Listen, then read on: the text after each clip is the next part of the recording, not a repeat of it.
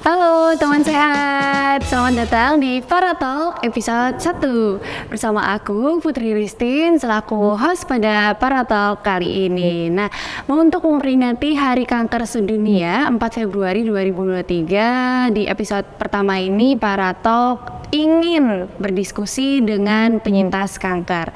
Nah, di sebelah aku sudah ada Ibu Pratiwi. Halo Ibu, apa kabar? Halo, Bisa perkenalan diri sedikit? Ya, jadi nama lengkap saya Pratiwi Ningtyas, tapi biasanya saya dipanggil Tiwi gitu aja. Jadi Mbak Putri boleh panggil saya Tiwi gitu.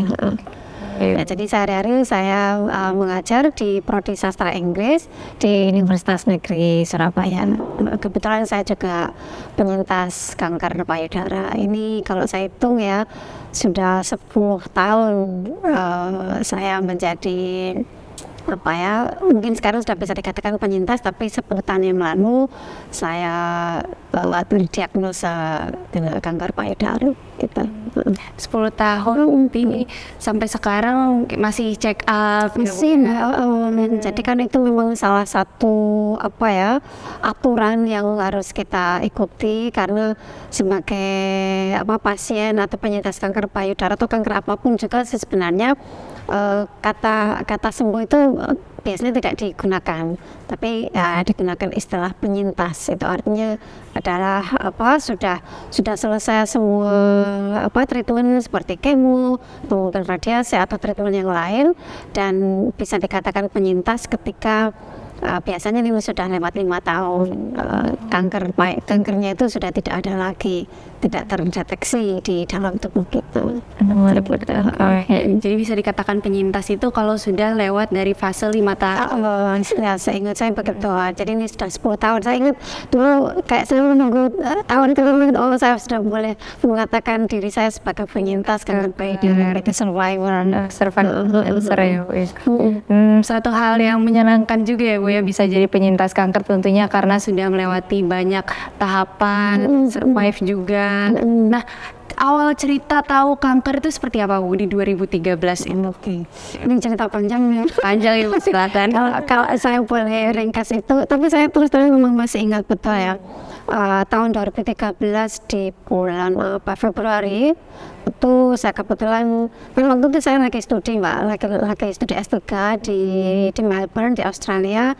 Jadi saya baru saja selesai proses mengambil data di lapangan begitu. Jadi ketika sudah balik ke kampus, kemudian saya kok merasa ada benjolan gitu ya di bulan Februari itu. Terus saya nggak mikir panjang, saya langsung ke klinik di kampus untuk cek gitu ya, dan akhirnya dari satu cek ke cek yang lain, bulan April itu dokter atau onkologisnya itu mengatakan bahwa saya kanker payudara. Jadi sejak itu dia sudah langsung mengatur, kamu harus segera kemo, tidak boleh lebih dari 2 bulan sejak diagnosa itu. Jadi akhirnya bulan Juni itu saya operasi, jadi pengangkatan payudara sebelah kiri itu diangkat total, kemudian diikuti dengan kemo sebanyak 6 kali. Itu mulai, jadi saya operasinya 2 kali itu. Pertama itu operasi hanya untuk mengangkat selnya, sebenarnya mengangkat benjolan, tapi ternyata ketika dicek lagi masih ada itu sel-selnya. Akhirnya 2 minggu kemudian operasi lagi bulan Juli.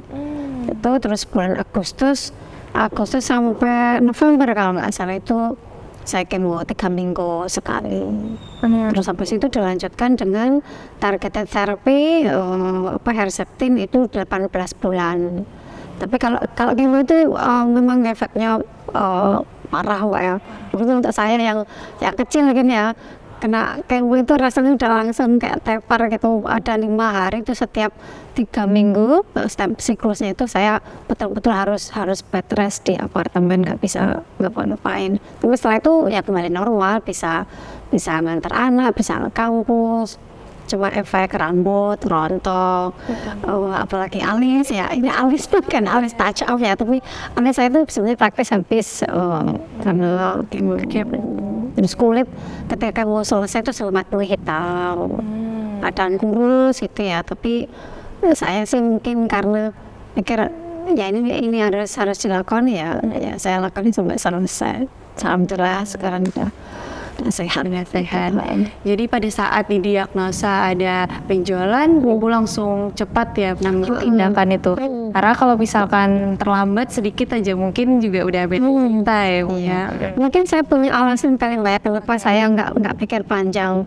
Jadi sebenarnya 6 bulan sebelum saya merasa ada benjolan itu, adik perempuan saya yang nomor 3, saya kan nomor 1 ya di keluarga. Adik saya yang nomor 3 itu meninggal kena kanker payudara juga. Waktu itu stadiumnya sudah lanjut dan tidak kunjung ditangani ya. Jadi dia meninggal itu saya pas lagi di Melbourne. Sehingga ketika kemudian saya merasa ada benjolan terus tidak mikir macam-macam, saya nggak minta gimana udah saya langsung ke klinik di kampus, terus semua pemeriksaan yang harus saya jalani mulai biopsi sampai apapun itu sudah lakukan semua. Artinya perasaan itu pasti lah ya dan itu gimana, tapi saya kayaknya mikirnya lebih rasional. Saya harus segera tahu apakah ini hanya tumor ataukah memang kanker, supaya saya tahu harus bagaimana dekatnya. Kalau kemo saya harus bagaimana, kalau operasi saya harus bagaimana, kan itu nanti efeknya itu lebih ke proses studi saya kan. Karena kebetulan saya pas ke studi di Australia itu saya bawa 2 anak, suami di Surabaya. Jadi kan saya mikir nih, kalau saya kemo terus apa sih ngurus anak saya. Kayaknya ya ketika saya didiagnosa itu ya akhirnya suami ikut gabung dengan kami selama 1 tahun yang nunggui semua proses sambil nemenin anak 5 sekolah gitu. Jadi itu sih saya pikir deteksi dini itu penting banget, nggak boleh ditunda meskipun perasaan takut dan macam-macam itu, tapi itu harus diatasi. Ya karena ada perubahan fisik perubahan fisik yang harus disadari ya. Nah pada saat awal didiagnosa itu ada nggak Bu kayak mungkin stres atau denial sama kenapa ini gitu ya. Kalau denialnya itu ini nggak kanker gitu kayaknya nggak. Itu bisa jadi karena adik saya yang meninggal itu ya. Jadi kayak saya sudah mencoba merasionalisasi gitu. Ini jangan-jangan memang genetik gitu, sehingga saya sekarang kan genetik itu. Tapi kalau denialnya itu lebih kayak gini sih. Setelah ada benjolan, kemudian tahu memang ada kankernya gitu, denial saya lebih pikir ini mudah-mudahan stadiumnya cuma awal sehingga saya tidak perlu kemo. Itu denialnya kesel. Karena sebenarnya secara fisik itu saya tidak merasa apa-apa, saya nggak merasa stres, saya tidak merasa kayak stres atau depresi gitu ya, stres orang sekolah lah ya. Tapi saya tidak merasa apa-apa, saya masih bisa secara normal ke kampus, kemudian ngantar anak sekolah, bahkan sempat kerja part time tuh saya masih lakukan semua. Jadi denial saya lebih ke saya sehat ya, tapi di dalam ini ada sel kanker yang memang harus diangkat ya melalui mastektomi, melalui operasi. Harapan saya nanti setelah dicek hasil patologinya, ini kankernya awal, jadi cuma butuh operasi saja, tidak pakai kemo. Denial saya begitu. Tapi ternyata setelah operasi itu bulan Juli, kemudian 1 minggu kemudian ketika jadwal cek dikasih tahu ini kayaknya kankermu itu memang kecil-kecil tapi di mana-mana gitu. Jadi kayaknya meskipun tadi sudah kami angkat, kita nggak tahu apakah masih ada yang tersisa di mana. Jadi satu-satunya cara memang harus kemo. Makanya sampai sekarang pun masih check up ya. Check up itu setidak-tidaknya untuk yang saya alami ya, karena kanker itu sebenarnya ada beberapa jenis kanker payudara, ada beberapa jenis, ada yang hormonal. Nah saya ini kebetulan ini bukan hormonal, nama kankernya itu HER2+. Saya kurang tahu ya beda yang bagaimana, tapi secara treatment yang saya tahu kalau teman-teman yang hormonal itu disuntik ya, disuntik apa namanya, saya lupa obatnya, pokoknya setiap rutin. Kalau saya enggak, Jadi begitu selesai kemo, kemudian ada targeted therapy tadi yang pakai apa sih nama obatnya, namanya Herceptin, itu saya nggak minum obat apapun. Yang harus dilakukan adalah kita check up. Jadi 6 bulan sekali itu saya check up secara fisik ya, untuk dicek apakah ada benjolan di kanker di payudara sebelah kanan, atau di bawah ketiak itu kan ada kelenjar limfa atau limfa itu biasanya memang di situ sel-sel itu larinya. Kalau bersih, terus 6 bulan berikutnya jadi tahunannya itu periksa totalnya itu berarti cek darah. Kayak tadi sebelum kita ngobrol, saya mampir nih ke Parahita untuk cek jadi ada dua tes, namanya itu CEA dan CE15-3. Itu untuk ngecek apakah ada tumor atau sel-sel yang terdeteksi ada di dalam tubuh. Jadi ada angka tertentu yang dokter bisa mengatakan ini kalau angka seperti ini, ini kayaknya harus segera mulai treatment lagi. Dan alhamdulillah sejak kembali ke Indonesia tahun 2015 sampai sekarang saya rutin cek, itu alhamdulillah selalu di level yang aman, yang di bawah yang membahayakan itu. Jadi biasanya tes itu cek darah, kemudian cek toraks ya, ronsen, untuk melihat apakah di paru-paru itu ada indikasi sel-sel kanker ya. Jadi kanker itu kan, misalnya kanker payudara itu kalau misalnya merembet ke yang lain kan jadinya metastase, itu namanya nggak localized lagi gitu. Jadi tesnya toraks tadi, kemudian mamografi, jadi payudara yang sebelah kanan itu juga dicek dan melihat apakah ada sel-sel yang mungkin nyebrang ke sana gitu ya. Terus USG juga, USG di abdomen, jadi di area perut dan organ bagian dalam gitu. Itu semua dicek itu untuk memastikan apakah ada sel kanker yang di tempat-tempat yang lain. Kalau ada kan itu berarti yang kita sebut sebagai metastase. Jadi tugas ibu sekarang sebagai penyintas kanker itu memastikan bagaimana tiap hasil cek itu jangan sampai di fase yang metastase itu tadi ya. Dan sebenarnya yang penting itu bagaimana menjaga diri ya, menjaga diri dalam arti ya fisik ya mental. Tidak stres, pokoknya selalu dibuat happy, tenang gitu ya, agar organ tubuh yang lain itu tidak kemudian terpengaruh kan ya. Oke, jadi emosi itu juga berpengaruh ya Bu? Itu penting banget, penting Bu. Sebenarnya kan semua penyakit itu larinya kan entah larinya ataukah penyebabnya itu di emosi juga ya. Itu saya nggak tahu apakah penyintas kanker payudara yang lain juga mengalami, tapi kalau saya nih misalnya lagi full pekerjaan gitu, atau misalnya ada masalah gitu ya, itu nggak tahu kenapa kayak di dalam tubuh itu di area sekitar payudara itu kayak cenit gitu, atau kadang-kadang di sekitar bawah ketiak itu kayak cenit, udah kenapa ya? Terus mikirnya kan jadi macam-macam. Iya, jangan. Itu kalau pikirannya nggak dikendalikan, akhirnya kan terus jadi pikirnya macam-macam. Seperti itu. Jadi penting banget itu mengontrol emosi. Kalau perasaan kan gitu nggak bisa bohong ya, ada masalah tapi bagaimana emosinya dikontrol itu agar tidak menguasai pikiran kita, itu yang penting banget. Ya, saya 2019 itu juga pernah ngerawat salah satu keluarga saya yang juga kanker. Ya itu stres bawaannya, habis itu juga moodnya naik turun, tapi lebih banyak sedihnya mungkin karena sudah terlalu denial juga, atau mungkin nggak seperti Bu Pratiwi yang bisa melihat pengalaman kanker orang lain terus menerima gitu kan, nggak semua orang yang seperti itu.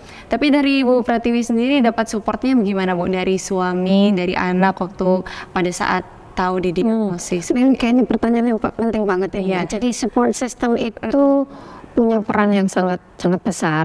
Kenyataannya ini kan yang saya alami para pasien kanker tingkat kanker payudara yang saya alami itu support system dari rumah sakit dan juga dari komunitas penyintas kanker itu besar banget. Entah bagaimana, tapi begitu saya terdiagnosa itu, saya tuh belum terjadwal operasi dan kemo itu.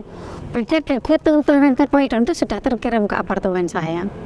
Terus brosur-brosur tentang bagaimana menyiapkan diri, bagaimana itu misalnya dampaknya ke finansial, bagaimana mendapatkan support dari keluarga, itu semua brosur ada. Jadi bahkan ada brosur yang ditujukan untuk anggota keluarga, kayak what happens if one of your family members gets cancer. Itu begitu. Ada gitu. Jadi akhirnya saya kan jadi kayak mengedukasi suami dan anak-anak gitu ya.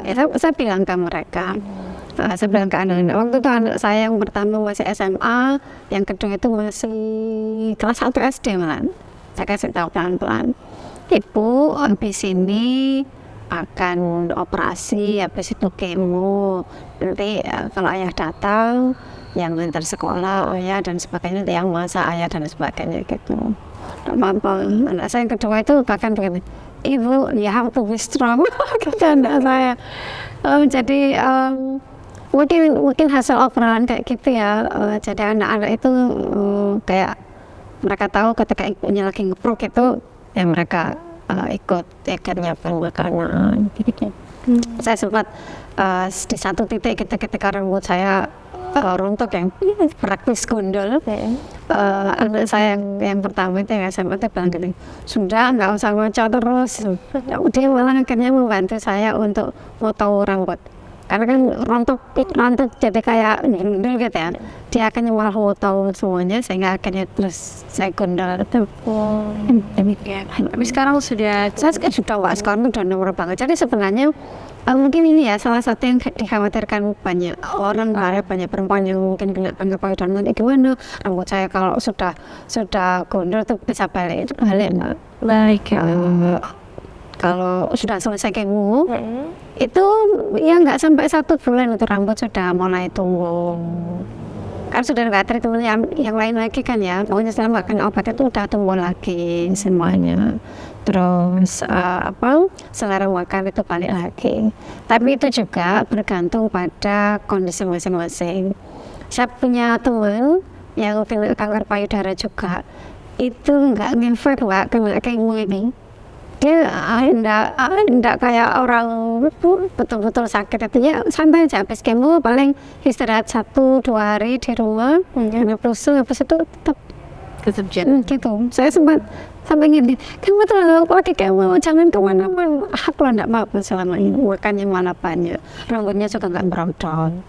Ada yang begitu. Kalau saya lumayan parah dampaknya, jadi biasanya saya harus di rumah itu paling enggak 4 hari itu saya kehilangan nafsu makan betul, karena obat kemo itu kan boleh dikata obat kemo itu mematikan semua sel, baik sel kankernya maupun sel sehatnya. Jadi kalau sel sehat otomatis misalnya indera saya itu udah mati semua. Karena masuk itu ya nggak terasa apa-apa. Tapi tetap dimakan ya, Bu? Tetap harus, nah itu penting. Ya, karena kebanyakan kalau indera perasanya hilang, nggak kerasa manis, nggak kerasa asin, nggak mau makan. Yang butuh makan itu bukan mulut ya, tapi perutnya kan ada badannya itu kotor. Jadi suami saya biasanya sudah siap-siap gitu, pokoknya habis kemo gitu, maka telur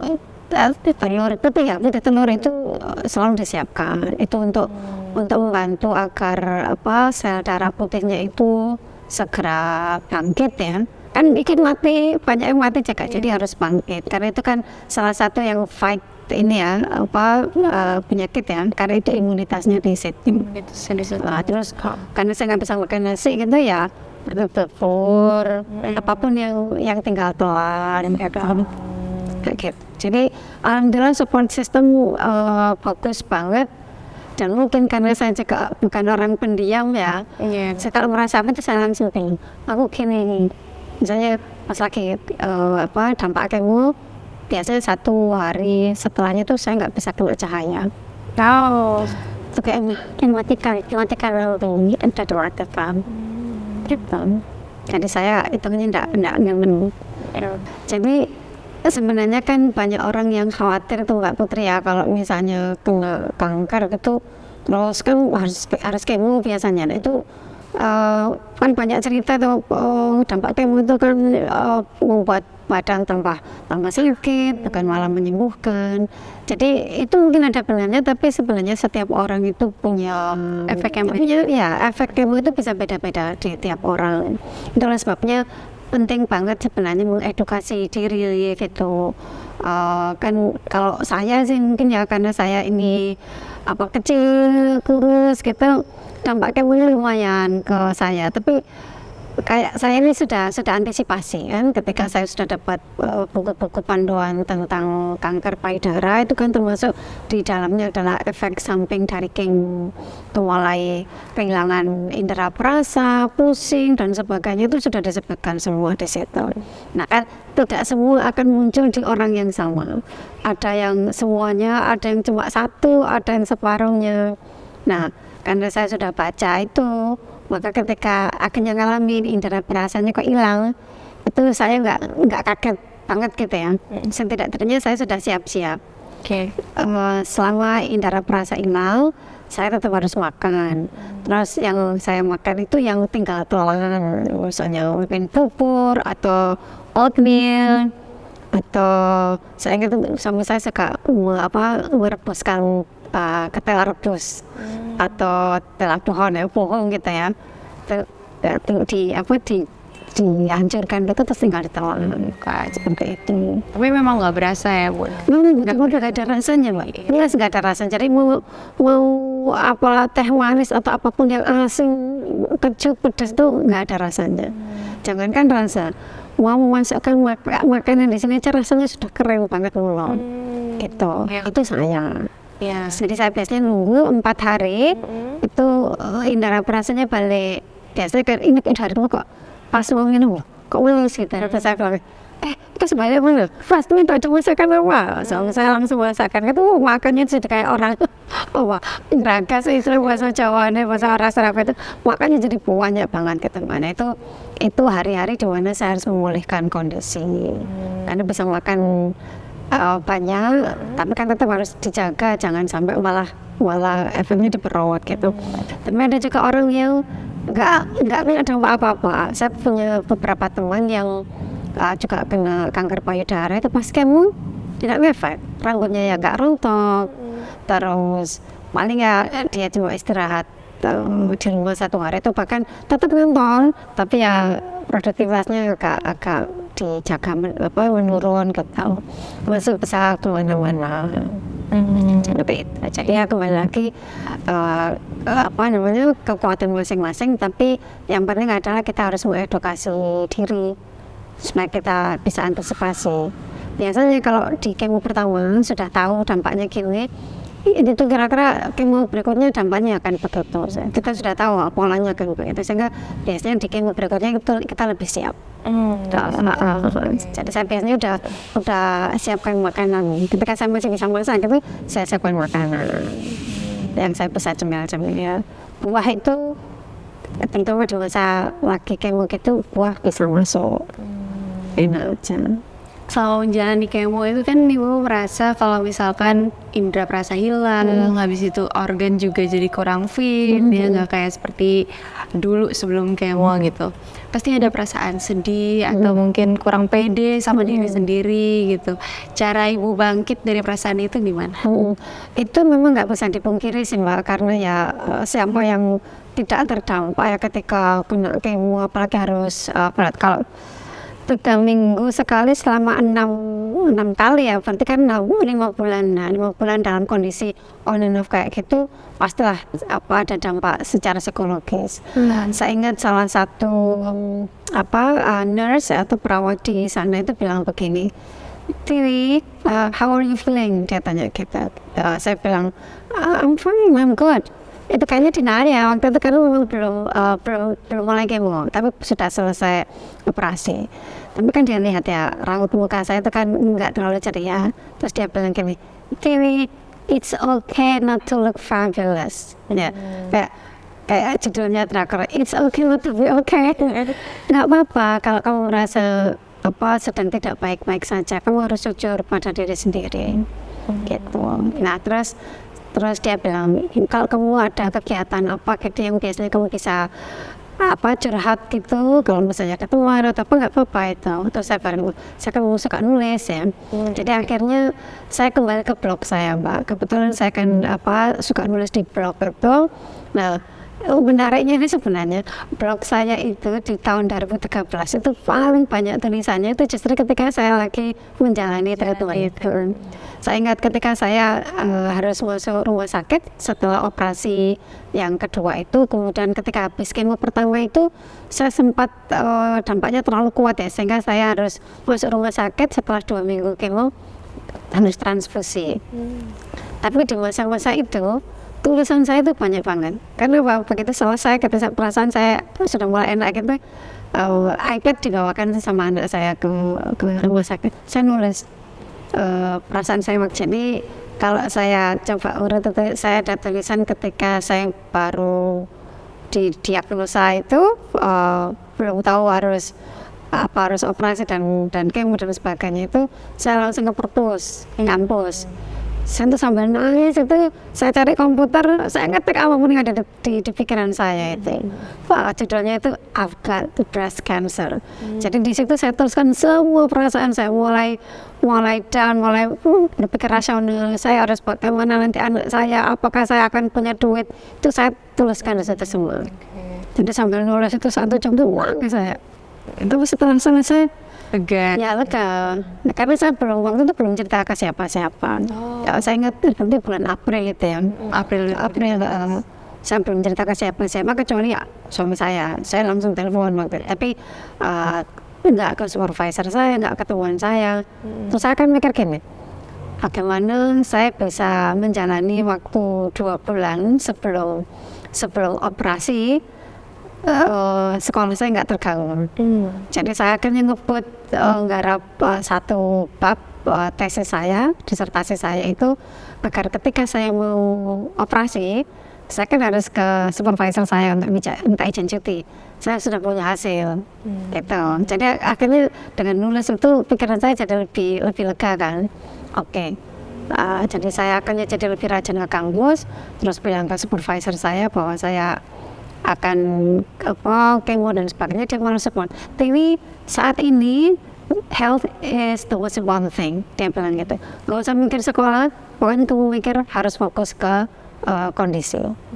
Kamu pasti akan bisa kembali nanti, dia bilang gitu. Jadi ya itu support system secara akademik itu membuat saya juga jadi tenang kan, nggak dioper-oper.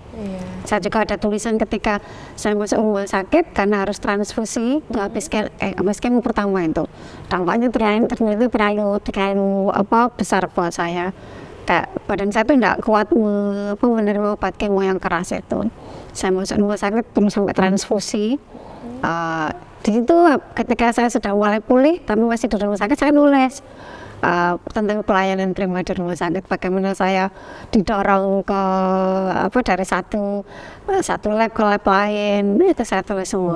Saya pikir gini, jadi kalau saya tulis nanti ketika ada orang mengalami hal yang sama, mereka bisa sakjane bisa melakoni. Kayak itu.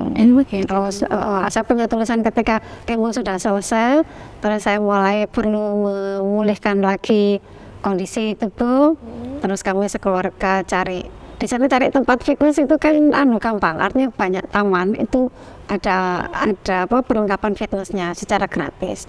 Jadi itu saya buat judulnya, tapi it's a good way to feel great. Karena saya mulai belajar lari lagi dengan langkah saya itu kayak orang nenek-nenek Mbak kalau jalan. Saya kan orangnya kata teman-teman kan cukup lincah gitu, tapi saat saya kemo itu saya kalau jalan tuh pelan gitu. Kayak betul-betul kayak orang nggak punya tenaga gitu. Jalan sebentar gitu saya sudah nanti ke atas nafas. Nah, itu saya rekam semua dalam tulisan. Oke, jadi coping mekanismenya adalah lewat tulisan ya, berarti untuk mengekspresikan perasaan, habis itu supaya nggak stres itu betul ya dituangkan dalam tulisan. Iya. Nah mungkin bisa dikasih tahu ke teman sehat kita di Paratalks kali ini, blognya Ibu apa nih? Nanti saya kirim linknya, tapi Oke. saya sebenarnya punya 2 blog, tapi blog yang isinya nanu ya kesehatan ya curhatan itu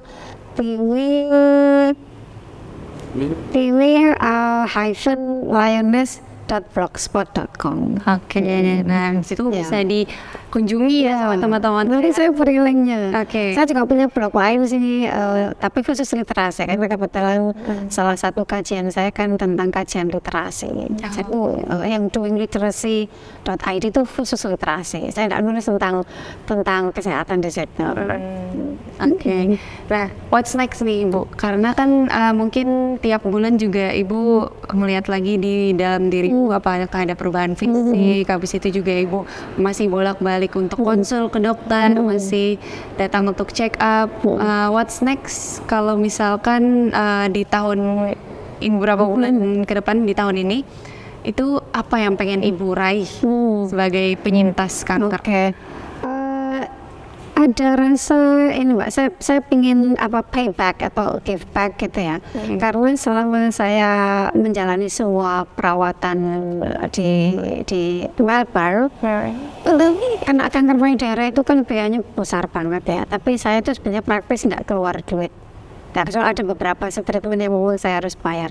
Tapi kemudahan yang saya dapat dari rumah sakit, dari dokter, bagaimana ya saya dengan insurance sebagai mahasiswa itu kan hanya bisa mengcover kemo dan treatment yang enteng-enteng, tapi yang targeted therapy yang harus saya bentar itu kan memang nggak tercover asuransi. Itu pihak rumah sakit sampai mencarikan cara agar saya bisa dapat potongan besar. Bahkan onkologis saya itu dokter yang merawat saya itu bilang berhenti, kamu harus menjalani perawatan yang reseptif dan ini nggak di cover asuransi. Satu kali datang itu kalau ukuran Indonesia itu kalau nggak salah 7 juta kalau nggak salah satu kali suntik gitu ya. Terus saya bilang, I don't have money, aku nggak tahu harus bagaimana. Bentar ya, saya carikan cara. Sehingga berapa minggu kemudian ketika saya check up, dia bilang, Dewi kamu mau nggak jadi partisipan di penelitian tentang cara treatment yang baru. Jadi treatment yang baru itu tidak lagi pakai infus, tapi nyuntik sendiri gitu. Kalau kamu mau, kamu akan digratiskan semua ini. Saya bilang, kamu mau. Sebenarnya gratis kan dan saya tidak terlalu artinya gini, mungkin saya sudah pada tingkat kepasaran ya, apapun pokoknya saya pengen semua. Gitu. Jadi akhirnya to make the story short, saya masuk dalam penelitian trial itu, sehingga saya menjalani perawatan di rumah sakit satunya yang memang menjalankan penelitian itu. Setiap 3 minggu saya datang ke sana, menyuntik sendiri tapi diawasi oleh perawat. Terus habis itu 2 jam saya nunggu di sana untuk lihat efeknya. Kalau nggak ada apa-apa, saya langsung ke kampus. Itu saya lakukan selama 18 bulan. Nah, karena saya mendapat begitu banyak bantuan secara finansial dan support seperti itu oleh rumah sakit, saya bilang kalau saya sudah sembuh, saya kembali ke Indonesia, saya harus cari cara untuk berbagi. Gitu. Makanya saya kan tidak merahasiakan bahwa saya itu kena kanker. Kalau ada orang banyak gitu ya saya bilang artinya gini, saya tidak berani memberikan advice ya, karena kan tiap orang ini beda-beda. Tapi saya cuma bisa bilang ya saya mengalami itu. Kalau pengen detail saya kasih vlog saya. Kalau pengen ngobrol aja ngobrol. Yang itu tentang kanker itu saya punya bahasa Inggris maupun bahasa Indonesia. Yang bisa paham bahasa Inggrisnya saya kasih pinjam gitu. Kebetulan saya 6 bulan yang lalu itu ada mahasiswa saya sudah lulus ya. Dia tahu bahwa saya kena kanker. Nah pas dia giliran kena kanker, dia datang ke rumah. Nangis, saya ini kena kayak gini, terus saya harus bagaimana Mas Lam? Macam begini. Dan daripada saya cerita banyak gitu, kamu bisa lebih paham dari buku ini. Terus saya kasih blog saya. Kalau ada apa-apa, kamu telepon sekedar untuk teman ngobrol. Jadi akhirnya, Mem saya mau kemo, Mem saya mau gini, mau doa Mem ya, Mem saya ini mau selesaikan, sekarang kemonya udah selesai alhamdulillah. Jadi saya merasa saya harus bisa berbagi ketemu ke teman-teman atau saudara atau saudaranya teman, temannya saudara yang kena itu, alhamdulillah itu tadi dengan buku tulisan saya kemudian bisa meringankan beban psikologis menjadi pasien kan payudara. Itu sih saya ingin melakukan ini terus. Jadi diajak ngobrol di Parahita, di Para Talk ini menurut saya ini juga salah satu cara saya untuk sharing gitu. Karena itu support system yang paling penting buat saya. Oke, jadi Ibu setelah lepas dari kanker payudara itu, Ibu pengen untuk bisa saling menguatkan, harus mengidap kanker yang lain atau mungkin yang sesama pengidap kanker payudara gitu ya Bu, untuk bisa menginspirasi tentunya lewat blog, lewat podcast kali ini juga. Iya, perempuan harus saling menguatkan. harus saling menguatkan. Woman support woman. Women support women itu paling penting. Iya, oke.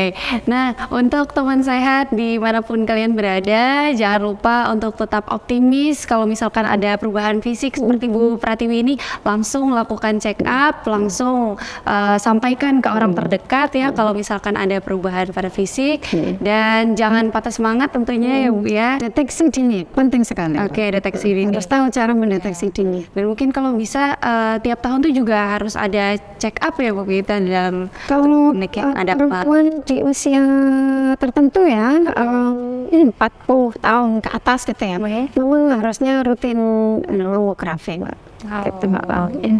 Jadi ya kan kita nggak tahu ya, seperti yang saya alami itu, saya tidak merasa sakit atau tiba-tiba operasi malah jadi sakit itu. Kalau orang mikirnya negatif gitu, pokok malah mau jadi sakit. Tapi salah satu supervisor saya bilang begini ketika saya pamit untuk cuti itu, Tiwi, breast cancer is the most treatable cancer. Itu jenis kanker yang paling bisa diobati. Karena apa? Hanya localized. Jadi begitu diangkat payudaranya, terus kemo dan obat dan macam-macam itu sebenarnya selesai. Kemudian ya menjaga diri. Jadi itu harus menurut saya harus ditanamkan ya. Walaupun saya tahu tiap orang mungkin bisa punya cara beda-beda, ada yang mungkin mau ambil alternatif atau apa. Tapi kalau saya sih percaya medis Mbak. Itu cara yang memang nggak enak tapi sudah terbukti. Iya, dan Bu Pratiwi juga sebagai bukti ya kalau bisa bangkit dari cancer. Iya, sehat terus Bu Pratiwi. Terima kasih Mbak Putri, sehat selalu. Sehat selalu juga untuk teman sehat dimanapun kalian berada. Jangan lupa untuk like dan subscribe. Jangan lupa juga untuk share video ini untuk teman-teman terdekat teman sehat Parahita. Dan itu aja. Aku Putri dan Bu Pratiwi pamit undur diri. Terima kasih dan sampai jumpa di Para Talk berikutnya. Dadah. Terima kasih Pak.